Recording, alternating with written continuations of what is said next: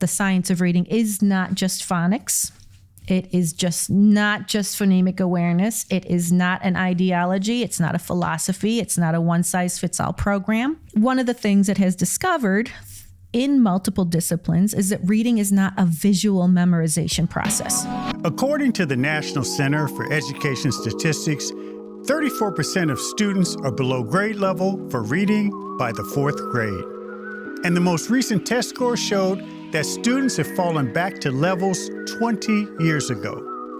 Why are so many students falling behind in reading, and what impact does this have on their future? Are we using the best methods to teach reading and literacy in our classrooms? And how can we be smarter about teaching reading and keep students from falling behind in school and in life? This is what I want to know. And today I'm joined by Dr. Maria Murray to find out.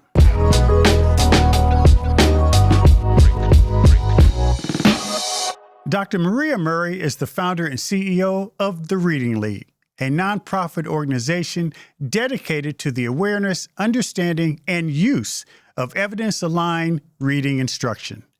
Prior to founding the Reading League, Dr. Murray was an associate professor at SUNY Oswego, where she taught courses on literacy assessment and intervention. She is passionate about the prevention and remediation of reading difficulty for students. Today, she joins us to discuss the important connection between research and practice when it comes to literacy education. Dr. Murray, welcome to the show. Thank you. I'm honored to have been invited. This is going to be a great opportunity. All of America is talking about reading loss. They're talking about math deficits, but this idea of reading has been such a fundamental challenge for America's schools for so many years. I want to talk about that, but before I do, talk a little bit about some of those other things that you were doing before you got into reading. I was interested in history, political science, etc., and so I became a secondary social studies teacher and was stunned at my students who could not read. I blamed it on them not trying. In my mind, I didn't say it to them, that they weren't trying hard enough. I did not understand that that could even be a thing. I thought, I'll see if my master's degree could help me to address this concern, because I knew they weren't getting the content as other students were. And I landed in the place of Dr. Bonita Blackman, who was my advisor. I coordinated multiple studies for her, NIH-funded, federally funded studies here in Syracuse area schools and Syracuse City schools. I got to meet teachers who were doing that work for us and with us, and I learned as much from the teachers as I did from Dr. Blackman and our work. But now the blips on my radar are starting to concern me, because as soon as a study ended, a study that was wildly successful in teaching children to read who had been previous non-readers, of teaching the teachers how to do that. Once the study was over, you can guess what happened. It was over. There was no one in the district to say, wait, let's continue doing that. It just ended. Congress spent a lot of money for many years, decades, on this research across the country in many universities. And at some point they said, let's send a producer to create a film and show us what is happening out there. They sent a producer to Syracuse. He spent a summer here with the children and families that had been in our one particular study. And that became a movie, a film, a 10-minute film called When Stars Read, that's still on YouTube. But I got to see what happens after the end of a long day of school where you've not succeeded in this challenge. You're now in 2nd or 3rd grade and you are not reading on grade level. And I got to see that when they go home, that doesn't end. There's There's video games you can't play. There's friendships you can't navigate. There's bullying that you've just faced all day. There's homework to be done. And you start to want to run away, hide, disappear, but not be invisible, and start acting out. So I was getting the understanding that this is even bigger than getting a word off a page. This is a psychological, social, emotional, frightening time for children that's unnecessary. Yeah. And it's also, frankly, Maria, it's a cultural phenomenon we're facing in this country, that so many children are not reading at grade level. And just so we're clear, 2/3 of America's high school graduates across the board are not at grade level reading. Many fall off and begin to fall behind by, as you said, 3rd or 4th grade. But for a host of reasons, a far increasing number of our students come to school not ready to learn with these deficits. And I think our ed schools haven't upgraded their approach to prepare many of our young teachers to teach and engage those students. So there are so many things to unpack, but when you look at the challenges associated with reading, what's the starting point for making sure that we get our systems in place to begin to address that need? It's not as simple as just addressing any one thing. We need to, as a society, support educators in providing them with children in advance who are prepared and during the time that they are working with our children. So that involves district and school administrators, school boards, and school committees to prioritize professional development for themselves and their educators. State departments of education to design responsible rollouts of initiatives, not just here it is, it's the law, go do it, without any preparation or support. When we first started the Reading League, I went around my community wanting to know who's doing what and where we could fit in. And I know that we are doing amazing things here in Syracuse, and many other cities are, in early childhood preparation, in many ways that are needed to make sure children are fed and loved and cared for, and their parents have the tools that they need and materials they need, and talking and reading and singing to their children in all ways.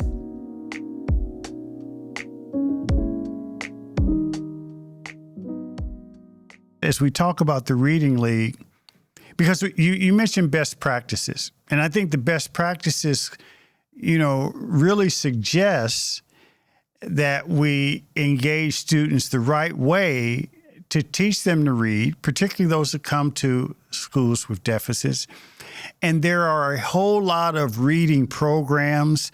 There are a whole lot of, mentorship programs. School districts contract with a host of providers, and many don't meet kids where they are. So let's step back and talk about the science of reading, which you've really been focused on, because reading is not just reading the words, but it's also reading comprehension. I remember years ago, and fortunately he's in high school and he's doing well now, but my nephew, when he was 4 or 5, could read, several paragraphs and read it, cogently, thoroughly, enunciate every word. And you asked him what he read, he had no idea. His reading comprehension was non-existent. Now, since then, he's doing very well and tracking to go to college. But this science of reading contemplates being able to not just make sure that kids are able to read the words, but cognitively they can understand what they're reading and then apply it to help with critical thinking and the like. So let's talk about the science of reading. Absolutely. And I thank you for asking me this, because one of the most important jobs we have here at the Reading League and our mission is advancing the understanding of the science of reading. The science, when we talk about the science of reading, what we mean is, what we're referring to is a vast body of scientifically based reading research that is interdisciplinary, meaning it has come from fields such as cognitive psychology, communication sciences and disorders, developmental psychology, neuroscience, and many others. But it has altogether over 5 decades now produced thousands of studies that have very much converged and confirmed each other's work, and really given us some solid understandings of what helps the most students move the farthest in issues related to reading and writing. But we now know a lot about how proficient reading and writing develop, why some children have difficulty, and then how we can effectively assess and teach and improve reading outcomes and even prevent reading difficulties, which is exciting. Well, let me ask you this, though, Maria. So we understand that the work you've done in the Reading League, understanding the science of reading, is all research-based. And not only are you able to diagnose where kids are falling short, your approach meets them where they are. But how does that compare with the traditional methods being used by most of our traditional schools in reading? Because there's often a disconnect. The science of reading is not just phonics. It is just not just phonemic awareness. It is not an ideology. It's not a philosophy. It's not a one-size-fits-all program. One of the things it has discovered in multiple disciplines is that reading is not a visual memorization process. It seems like it is, because skilled readers like you and skilled readers like me, when we look at a word, it just pops off a page. It looks like we read it as a whole unit. And that idea became popularized because that's how it seems reading takes place. Therefore, that's how we should teach it. And that's not the case. We now know that your brain and my brain, and other skilled reading brains, when we see a word, we actually attend to every single letter in that word. If your I and E were switched in your first name, I would notice that immediately, right? So it would still look like Kevin, but I would know it's not, because my brain, and we know our brains are amazing machines and computers, it will notice that and pick it up. So we have these understandings, and yet our instruction still has this approach that kids can intuit things naturally. They can be given a little exposure. They can be guided with little hints instead of explicit instruction. Every other topic that we teach children, why does that involve that explicit instruction, whether it's math? We don't let kids figure it out on their own at the earliest stages. We give them multiplication tables and basic math facts and basic operations, and they practice them. When I learn how to play an instrument, my teacher tells me where to put my finger to make a certain note and what that note means when it's hollow or darkened, for a measure or a beat or a key. When we learn how to teach a child, or when we teach a child how to play a sport like hockey, we teach them how to tie their skates, hold the stick, fall down, get up, cross over, handle the stick. Like, there is someone coaching us along the way with the basics of everything. And yet in reading, we leave it to chance. So I ask you, why do we wonder why so many of our high school students are graduating without a proficient ability to read? We haven't done anything about it. We've just pushed them through year after year after year. And by the time kids reach 3rd, 4th grade, people are saying, well, if they don't know how to read by now, we can only teach them compensatory strategies, and that's it. It almost feels like by the time a kid gets through middle school, if they're not reading, the system almost gives up on them. And there's not really a dedicated focus to engage them in a way that will help them grow and develop their reading. Many feel that class by class, grade by grade, there should be this mastery approach. But at some point in time, and this is particularly true if you have deficits in reading or math, you've got to individualize it and coach kids along the way so that, some kids may be a step 7, some may be a step 2, some may be a step 13, but we know by the end of the year, everyone's going to get there. Why can't we do that? I think maybe some of the things leading to that social promotion of, well, he didn't learn or she didn't learn come from a couple issues. One is that there's so many of these students in a class that it just becomes the norm. That's just how it is. You're always going to have these kids who can't do it, and then we blame the child or the child's family, home, etc. We can't be responsible as educators, as a classroom teacher, etc., for a school system, for all of that. What we can be responsible for is early screening. There's so many amazing screenings out now, and I do see a day when we are doing more regularized, if that's a word, use of screening in pre-K and K. So that's one big, huge thing we can do. That alone should suffice to get about 85% of students reading on grade level. Let's give teachers the professional development. Let's give them the resources. Let's change the classroom approach so that it's not everyone work at the same pace, but you have this mastery approach, individualized, personalized. And this is a question I really want to know. What advice would you give to teachers and administration leaders on how to provide the best methods to bring their students advancement in reading? So yes, Reading League does provide professional development in a unique way, but there's so many others. With this, we have a very vast country and a lot of opportunities for excellent teacher training. What I then advise after providing some basic understandings is that become an ongoing part of school culture, that it never ends. And the buy-in and challenge, too, has to be at the administrative level. So we don't want to see administrators just sign the purchase order and assign a day off for them to go learn, 10 hours a year. We want them to be there, too. Too often in the past, professional development has involved admins popping in and then popping right back out.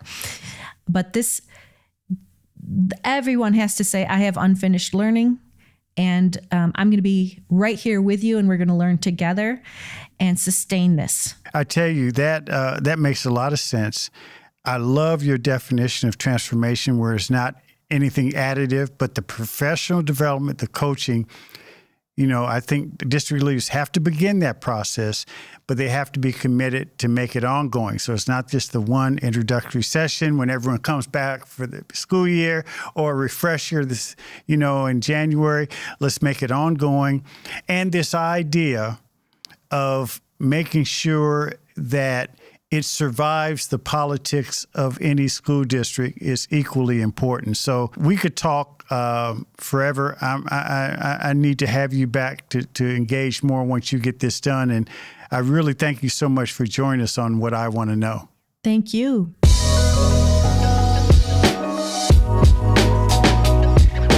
Thanks for listening to What I Want to Know.